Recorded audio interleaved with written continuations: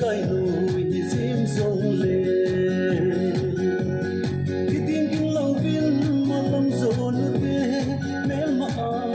nung chốn lâu đêm đang lôi một cây mẹ vẫn sim sim sông lên mà lòng nô bằng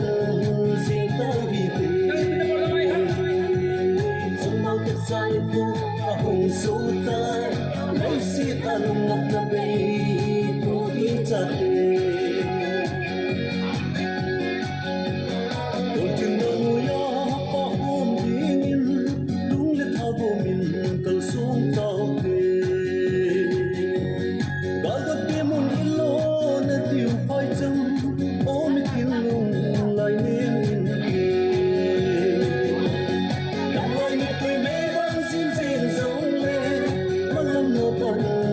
xin tao vì thế trong mang cách sai vô hồng số ta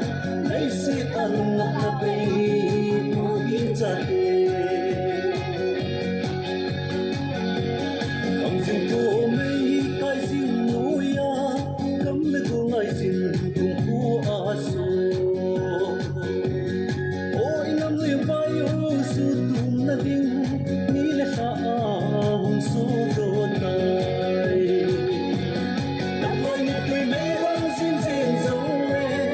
mà lòng nô bằng xin tao vì thế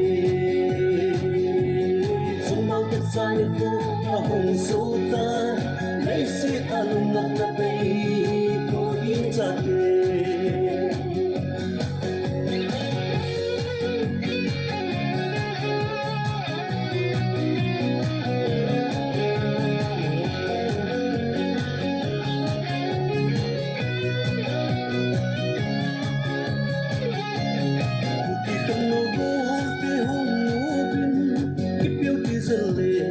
cấm adin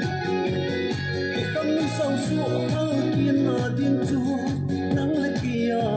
thì ngay adin đang ngồi một cười mê vẫn xin xin giống lên mà lòng nào còn xin tao vì thế trong mau thật sai vô hồng số ta lấy sự ăn ngọc ta bay có đi trả về Chate, chate, chate. Hello，这个就是说，没事的，你那过来拿嘛，走了。